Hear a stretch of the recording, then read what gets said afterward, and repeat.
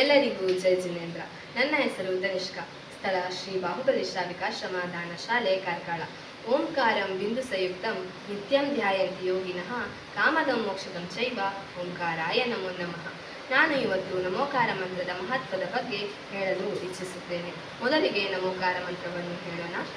ನಮೋ ಹರಿಹಂತಾಣಂ, ನಮೋ ಸಿದ್ಧಾಣಂ, ನಮೋ ಐರಿಯಾಣಂ, ನಮೋ ವಜ್ರಾಯಾಣಂ, ನಮೋ ಲೋಯೆ ಸವಸಾಹುಣಂ, ನಮೋ ಲೋಯೆ ಸವಸಾಹುಣಂ.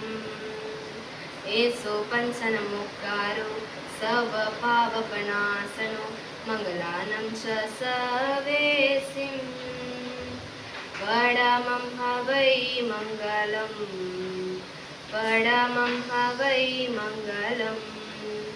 ಈ ನಮೋಕಾರ ಮಂತ್ರವು ಎಲ್ಲ ಪಾಪವನ್ನು ನಾಶ ಮಾಡುವಂಥದ್ದಾಗಿದೆ ಹಾಗೂ ಎಲ್ಲ ಮಂಗಲಗಳಲ್ಲಿ ಮೊದಲನೆಯ ಮಂಗಲವಾಗಿದೆ. ಈ ಮಂತ್ರವು ಪಂಚನಮಸ್ಕಾರ ಮಂತ್ರ, ಮಹಾಮಂತ್ರ, ಅನಾದಿ ನಿಧನ ಮಂತ್ರ, ಮಂಗಲ ಮಂತ್ರ, ಸರ್ವಸಿದ್ಧಿದಾಯಕ ಮಂತ್ರ, ಅಪರಾಜಿತ ಮಂತ್ರ ಮುಂತಾದ ಹೆಸರುಗಳಿಂದ ಕರೆಯಲ್ಪಡುತ್ತದೆ. ಯಾವ ಮಂತ್ರದಲ್ಲಿ ಲೋಕದಲ್ಲಿರುವ ಎಲ್ಲ ಪಂಚಪರಮೇಶ್ವರಿಗಳ ನಮಸ್ಕಾರ ಹೇಳಿದ್ದಾರೆಯೋ ಆ ಮಂತ್ರವನ್ನು ನಮೋಕಾರ ಮಂತ್ರ ಎಂದು ಕರೆಯಲಾಗುತ್ತದೆ. ಪ್ರತಿಯೊಂದು ಧರ್ಮದಲ್ಲೂ ಒಂದು ಮೂಲ ಮಂತ್ರವಿದ್ದು ಆ ಮಂತ್ರವು ಆ ಧರ್ಮದ ಮೂಲ ಆಧಾರ ಸ್ತಂಭವಾಗಿರುತ್ತದೆ. ನಮ್ಮೆಲ್ಲರಿಗೂ ತಿಳಿದಿರುವ ಹಾಗೆ ನಮ್ಮ ಈ ಪವಿತ್ರವಾದ ಜೈನ ಧರ್ಮದ ಮೂಲ ಮಂತ್ರವು ನಮೋಕಾರ ಮಂತ್ರವಾಗಿದೆ. ನಾವು ಯಾವುದೇ ಕಾರ್ಯ ಆರಂಭಿಸುವ ಮೊದಲು ನಮೋಕಾರ ಮಂತ್ರವನ್ನು ಹೇಳಬೇಕು. ನಮೋಕಾರ ಮಂತ್ರದ ಉದ್ದೇಶವೇನೆಂದರೆ ಆತ್ಮಶುದ್ಧಿಯಾಗುತ್ತದೆ. ಅಪವಿತ್ರ ಪವಿತ್ರೋ ವಾ ಸುಸ್ಥಿತೋ ದುಸ್ಥಿತೋಪಿ ವಾ ಧ್ಯಾಯೇತ್ ಪಂಚ ನಮಸ್ಕಾರಂ ಸರ್ವ ಪಾಪೈ ಪ್ರಮುಚ್ಯತೆ. ಈ ಶ್ಲೋಕದ ಅರ್ಥವೇನೆಂದರೆ ಈ ಮಂತ್ರದ ಜಪವನ್ನು ಪವಿತ್ರ, ಅಪವಿತ್ರ, ರೋಗಿ, ಸುಖಿ, ದುಃಖ ಇಂತಹ ಯಾವುದೇ ಅವಸ್ಥೆಯಲ್ಲಿ ಧ್ಯಾನ ಮಾಡುವುದರಿಂದ ಎಲ್ಲ ಪಾಪಗಳು ನಾಶವಾಗುತ್ತದೆ. ಈ ಮಂತ್ರವು 84 ಲಕ್ಷ ಮಂತ್ರದ ಜನಕವಾಗಿದೆ. ಇದೇ ಮಂತ್ರದಿಂದ 84 ಲಕ್ಷ ಮಂತ್ರಗಳು ನಿರ್ಮಿತಗೊಂಡಿವೆ. ನಮೋಕಾರ ಮಂತ್ರವು ಅನಾದಿ ನಿಧನವಾಗಿದೆ. ಈ ಮಂತ್ರವನ್ನು ಸರ್ವಪ್ರಥಮ ಬಾರಿಗೆ ಆಚಾರ್ಯ ಶ್ರೀ ಧರಸೇನ ಸ್ವಾಮಿಗಳ ಶಿಷ್ಯರಾದ ಮುನಿ ಶ್ರೀ ಪುಷ್ಪದಂತ ಮಹಾರಾಜರು ಷಟ್ಕಂಡಾಗಮ ಸಿದ್ಧಾಂತ ಗ್ರಂಥದಲ್ಲಿ ಮಂಗಲಾಚರಣೆಯ ರೂಪದಲ್ಲಿ ಲಿಪಿಬದ್ಧಗೊಳಿಸಿದ್ದಾರೆ. ಈ ಮಂತ್ರವು ಪ್ರಾಕೃತ ಭಾಷೆಯಲ್ಲಿದ್ದು ಆರ್ಯ ಛಂದದಲ್ಲಿ ಇರುತ್ತದೆ. ಈ ಮಂತ್ರವು 35 ಅಕ್ಷರಗಳು, 58 ಮಾತ್ರೆಗಳು ಇರುತ್ತವೆ.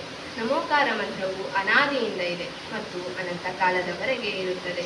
ಆದ್ದರಿಂದ ಪಂಚಪರಮೇಶ್ವರಿಯ ವಂದನೆಯ ಈ ಮಂತ್ರವು ಅನಾದಿ ಕಾಲದಿಂದ ಇದೆ ಮತ್ತು ಅನಂತ ಕಾಲದವರೆಗೆ ಇರುತ್ತದೆ. ಈ ಅಪೇಕ್ಷೆಯಿಂದ ಈ ಮಂತ್ರವನ್ನು ಅನಾದಿ ನಿಧನ ಎನ್ನಲಾಗುತ್ತದೆ. ಈ ಮಂತ್ರವು ಶಾಶ್ವತವಾಗಿದೆ. ನಮೋಕಾರ ಮಂತ್ರವು ತುಂಬ ಶ್ರೇಷ್ಠವಾದದ್ದು. ಈ ಮಂತ್ರದ ಪಠನೆಯನ್ನು ಯಾವ ಸಮಯದಲ್ಲಾದರೂ, ಅಂದರೆ ಸೂರ್ಕ, ಮೈಲಿಗೆ ಮತ್ತು ಮುಖ್ಯವಾಗಿ ಮಹಿಳೆಯರು ಯಾವ ಸಂದರ್ಭದಲ್ಲಾದರೂ ಪಠಿಸಬಹುದು. ನಮೋಕಾರ ಮಂತ್ರವು ನಮ್ಮೆಲ್ಲರನ್ನು ಉನ್ನತ ಸ್ಥಾನಕ್ಕೇರಬಹುದು. ಇದರ ಬಗ್ಗೆ ನಾನು ಒಂದು ನೈಜ ಕಥೆ ಹೇಳಲು ಬಯಸುತ್ತೇನೆ. ಹಿಂದಿನ ಕಾಲದಲ್ಲಿ ಮುನಿಗಳು ಒಂದು ಊರಿನಿಂದ ಮತ್ತೊಂದು ಊರಿಗೆ ಹೋಗಲು ಯೋಚಿಸಿದರೆ ಅವರು ನಮೋಕಾರ ಮಂತ್ರದ ಪಠನೆಯನ್ನು ಮಾಡುತ್ತಿದ್ದರು. ನಿಂತ ಜಾಗದಿಂದ ಅವರು ಯೋಚಿಸಿದ ಸ್ಥಳಕ್ಕೆ ಹೋಗುತ್ತಿದ್ದರು. ಇದರಿಂದ ನಮ್ಮೆಲ್ಲರಿಗೂ ತಿಳಿಯುತ್ತದೆ ನಮೋಕಾರ ಮಂತ್ರದ ಮಹಿಮೆ ಮತ್ತು ಪಠನೆಯ ಮಹತ್ವ.